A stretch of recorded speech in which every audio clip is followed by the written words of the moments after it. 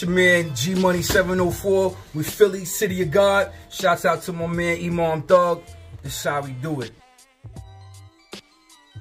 Man, listen, tap into the brand. You know what this is, man. Sink or Swim, presented by City of God's 1118 Highland Street. Man, I'm sitting here with a pioneer, a legendary in his own right. My man GMONEY704, man. What's going on, What's up, man? sir? Man, welcome to the brand, dog. Yo, you real good stuff right there. Like, I ran into you by accident, but you don't know how influential your music has been to my lifestyle, man. But before we get into that, man, let the people know who you are, where you at, you know what I mean? It's GMONEY704, Durham, North Carolina, Bull City. Shout out to my man Nick Knuckles, Butterville. Shout out to Nick Knuckles, Butterville. All right, so you out in North Carolina? Yeah. All right, so now I notice a lot of New Yorkers, when they coming down south, that's one of the first stops.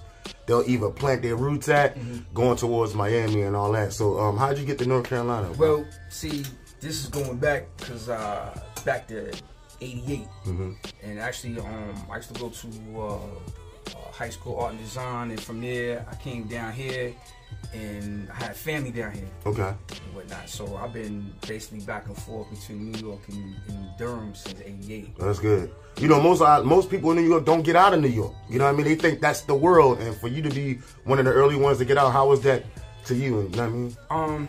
I definitely say it to me, it was a blessing because I got a taste of two worlds. You know, I mean, technically, if you really want to think about it, everybody from New York, from down south, quote, 100%, 100%. You know what I'm saying? So it was really just like, you know, when my mom sent me back down here, you know, and to be truthful, you know, I was fighting in New York. So you grew up when it was gangs in New York. Yeah, yeah. You know what I mean? When you had the spade, black spades. No, that was Decepticons. Oh, okay, Deceps. Okay, yeah. Low lights. Yeah. Okay, that's your era. Okay. Yeah. All right. So, yeah. So basically, been down here, and then from there, what was that? Graduated '90. Went back to New York. Hooked up with some high school friends. Okay. And they were doing dancing, and so pretty much at that time I was dancing. We were doing like hip hop. Yeah, y'all break dancing and club acrobats. dancing. Okay. You know, just like freestyle. So were you familiar with the Crazy Legs and all of them from out there? I know of them. I never personally met them. Okay. You know, we've been around in certain situations where they were there, but it was never like a hey yo, what's up, you know, type thing. But much respect to them though. So you guys would be considered like third generation hip hop or second, third generation? Yeah, I would say third. Yeah, third. I would say third. The '90s. Yeah. If you say like it wasn't like I don't know. Is it even fourth? Yeah, I mean, I consider this. Well, what's being Sugar like Hill? Fifth. Sugar Hill would be first generation. Then after Sugar Hill, Houdini, was it? What's my man's in them? Grandmaster Flash, Furious 5. I consider that first though. That's first. Well, Grandmaster Flash would be first. Yeah. Okay, African Bambaataa, all of them, that era, all of them. Grandmaster Flash first. Secondary would be like your KRS-Ones, like when he got lit, like when it was, you know, when it was the whole BDP, like that era when it was like albums was taking over. Hip hop was driven. Well, hip hop was driven by albums. Right. You know what I mean? Right, so I would say that's secondary, third, because Puffy and them is like third, like 2000, late '90s. Come on. Okay. I mean, it's his third, fourth. Yeah, it's some great lines there. Yeah. It's some great lines there. All right. Go back to getting New York was always known for being a mecca of hip hop. You know what I'm saying? And production, when it came to music wise, on the East Coast, it was like New York was the pinpoint place to be. In the '90s, New York was the pinpoint place to be. You had the Wu-Tang. You had motherfuckers like who else we had? Oh man, I can name it. Onyx. Wu-Tang. As far as production was concerned, definitely RZA. Beatnuts, love Beatnuts. That album that they did, Stone Crazy, with that shit was my shit. That was okay. Beatnuts, Trackmasters, Tony Pope. Who else was there, man? Yeah, everybody. Like, it's so many. You had 45 Kings. Yes, definitely. You had my man's who else did a lot of Diamond D. There you go. Crates. I ran into Lord Finesse a couple weeks ago. Finesse. Yo, it was crazy. I mistook him for Diamond D because I had all these names in my mind. And I was like, yo, you Diamond D? He was like, nah, I'm Lord Finesse. And he went holler at me. But shout out Lord Finesse, yo. Digging in the crates, man. And then also too, that was I know at the time when we was doing the the CNN War Report. Yeah, I know it's Easy LP. Yeah. What's it? Easy Moby? I don't know if Easy Moby was on it? He wasn't on there? No, I don't think Moby was on there. My bad. I know it was Easy LP, Charlemagne. Okay. Like I said, myself. Who else was on there? It was a lot, but listen. Yeah. We just slid off a little bit, but this is one of the main reasons why we sitting here. CNN War Report. Yeah. That album was real influential. T.O.N.Y. was the leading single off of that joint, and it had a whole bunch of classic bangers after that. That was Nasheem Myrick. Nasheem Myrick did that one? Okay. Yeah. All right, so it's crazy because back then the Source was like really driving the algorithm of hip hop. If you got 4.5 mics in the Source, your shit was solid. CNN got that on there. Right. You know what I mean? That was a solid project. How'd you come to be a part of that whole situation? See, I used to at the time I was dancing, doing hip hop dancing. We was with Akinelli. Okay, shout out my man Akinelli from Queens, man. I fucked with him. So he put a lot of niggas on too. Yeah. So Ak had just got signed with Interscope, and he had did the Vagina Diner album. Was it Put It In Your Mouth on there? No. Put It In Your Mouth came later. That was actually part of an EP. Okay. And then, but when we used to travel with Ak, Ak would bring Nori. He had another group called Complexion. And then, we used to see Large Professor. Yeah, shout out Large Professor. My man, Dr. Butcher and whatnot. So it was like, it was just hopping in the van, we was going. That's crazy. So you got thrusted into that whole stream of things, man. That's when Queens was really taking over. That was back when, matter of fact, was LA Remix on it? LA, that's a separate thing. Yeah. That that's more of a tragedy. Tragedy Kahdafi with Mobb Deep and CNN. Okay. Yeah. All right, man. Well, I'm getting ahead of myself too. There's so much I want to ask you, G, that it's ridiculous, man. When it comes to this music, CNN, you got to be a part of that album. You did 2 tracks on there. What's the 2 tracks? Well, the one track that I did on was track number 7, Live On, Live Long. That's what Jake right there. We're gonna play a little bit of that too, so you can hear that, yo. And then the other 2 tracks that I did was actually for Tragedy Kahdafi. Okay. And Imam Thug. Yeah. Shout out my man Imam Thug, man. I just seen him up in Brooklyn. That's the driver's seat joint right there. That's one of my favorite records. Did you have anything to do with the driver's seat? No. Mine was strictly, like I said, Live On, Live Long, track number 7. And then I did, for Tragedy was True Confessions and Illuminati. Did you do any more production for them after those records? No, not after that. You know what I'm saying? Pretty much that was my entry into everything, and then pretty much I had to fall back. And then You was a part of some classic history though. 97, I think, 96, 97 that album came out. 96. And, 96. Actually it was like late 96. Yeah. And then I remember, it's a crazy story, man. Let me hear it. It's a crazy story because True Confessions, I actually got shot. Yeah. You was in the streets and shit? No. Actually, it was had an argument with a mutual affiliate, and then pretty much, they pulled out. Instead of doing the fair one. Yeah, hit you with the blade. Yeah, damn. But they pulled out and then pulled the trigger. So I seen the hammer cock back and hit. No bullet came out. Damn. So I smacked the gun. Person turns. Bullet enters the chambers. They fired 3 shots. Second shot caught me in the back of the leg. Shit. 2 inches away from the main artery. You know what I'm saying? God bless you. You still here. Yeah. So at that point, I ended up going to the hospital, and then DTs come. Like, yo, what happened? Yo, I don't know. Because I, Yeah, it's one of them things. That's between me and that person. So, they give me the okay to leave. They throw the bandage on. I hop in the cab. I got a studio session with Traj. That's crazy. And Kruger, so Marley up there. So I get up there to the studio. Yo, G, what's up with that track? I said, all right, yo, pop it in. The disc is erased. Wow, that's crazy. I said, yo, fellas, yo, bros, give me like 10 minutes. So I'm sitting there. That's my shit right there, yo. So I started programming right there, you know, and dudes just sitting there watching. Matter of fact, who else was there?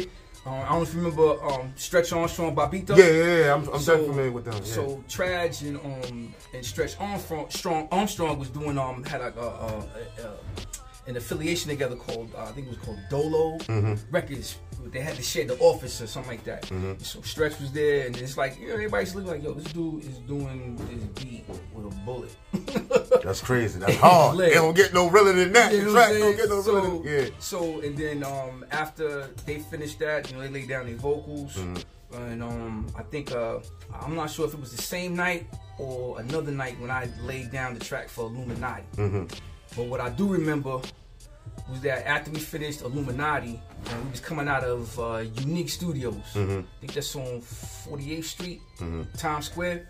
So we coming downstairs, and I clearly remember Clue, DJ Clue had pulled up, and Trash was like, yo, this the tape. And then next thing you know, that shit was on the Clue tape. Yeah. That's crazy. Clue, I had all the exclusives back in the day, dog. Yeah. If I wish these kids could see or feel that nostalgia of going get a mixtape, a DJ Clue tape, like really having to get that. Yeah. You feel me? Yeah.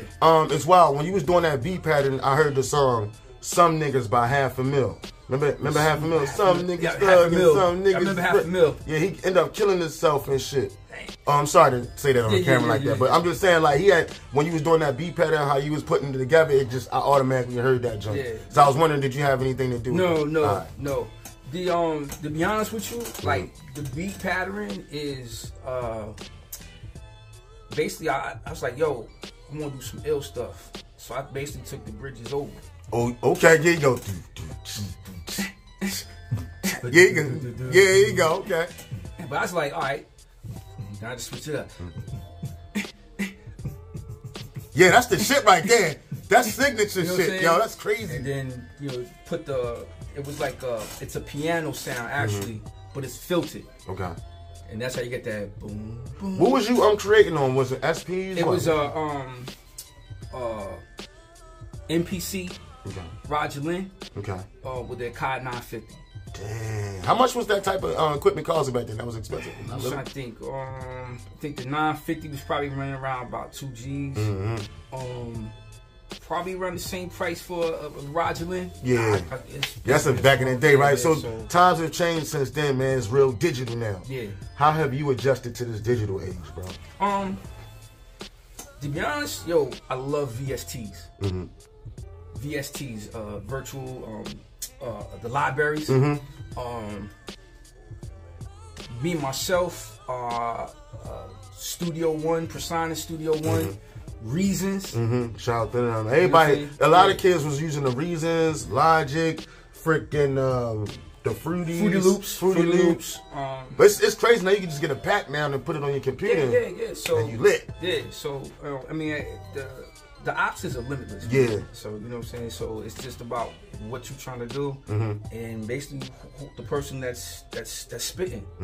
So let's go back a little bit back to the '90s with Tragedy.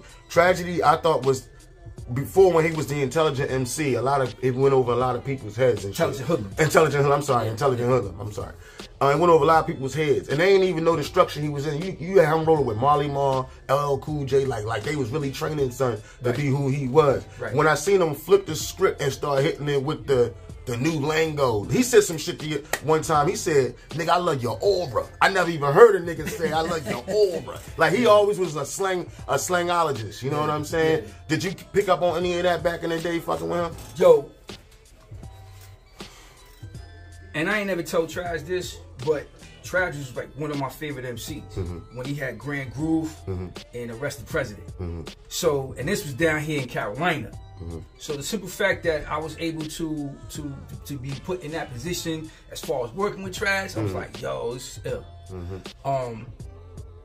Trash to me was like, and I could be wrong about this, you know what I'm saying, because I really don't know the ins and outs of the business at that particular time per se. But it just like Trash was like the mastermind of that whole thing. He was, man. Like, you know what I'm saying? He don't get enough credit for that shit. Yeah. You know what I mean? So me, I was just basically just like, okay, I'm just watching. Yeah. Like, okay. Man, funny story. I mean, one time we was in a club called Essos. So I'm with Ak, and we walking in. This is Ak and the whole entourage, and then you know, I'm just, you know, just watching the you know, the club and the whole nine, right? So about a week later, we get to the studio. We were Trash. It was like, yeah, you know, say, yo, G, say, what's up? Yo, I saw you up in SOS. Like, what? That's crazy. Where was you at? So, yo, you was in the cut, but we was deep in the cut. That's crazy, like, yo.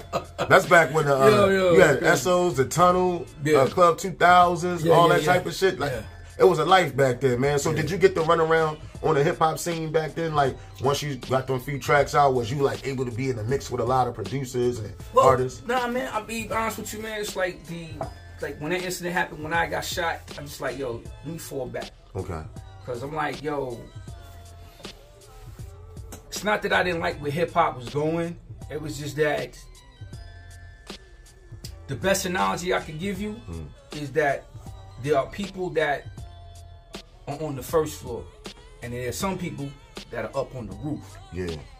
And the ones that's up on the roof, they can see a whole lot further than the people that's on the first floor. And at that particular point, I was like, I don't like where this is going. You know what I'm saying? And it's like, all right, Lord, yo, I need to regroup. Because, you know, truth be told, you know, when you're in a situation like that, yo, it's emotions is up, running high.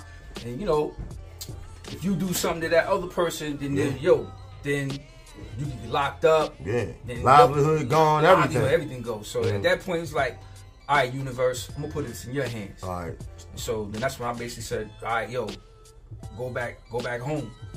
So came back down to Durham, and then I was like, yo, what's better, if you want to say revenge, for lack of a better word, or the get back, it's like, yo, the best revenge is success. Most definitely. You know, and I think that the point of view is what's missing with a lot of us. It's like, instead of just retaliating. Now, if I was in that position, y'all can understand it, but you know, some people would say, well, yo, if it was me, but it wasn't you. Right. It was you. And you can't never say what someone else is going to do. It's like everybody want a quarterback on Tuesday. Game over, bro. You know what I mean? We all see it now. So my thing was like, okay, what's the best revenge? Success. Yeah. What's better than one musician? Family full of musicians. Yeah, and speaking of your family, your son, man, my man Marcus, man. Y'all know, tap into the brand. That's my guy. He right above City of Guys, if you don't know. But check it out, man. This dude, I got a video footage of him with a cello, like playing like "Killing Me Softly." Oh, wow. And ill, man. Like, you put that, you gave him that inspiration. That came from you and shit. How was that? The thing with Marcus and my daughter as well was just like, you know, I've always brought him up with like, yo, you know, I know what y'all listening to, but y'all don't know nothing about this. Right. Let me show you, like, yo, here's the Mobb Deep. Yo, here's the CNN. Here's the Tragedy. Yo, here's Tribe Called Quest. Yeah. Here's De La Soul, Big Daddy Kane, Rakim, KRS. And then my most favorite group on the freaking planet, Public Enemy. Yeah, shout out Public Enemy, Bomb Squad, everybody, man. Crazy story for me.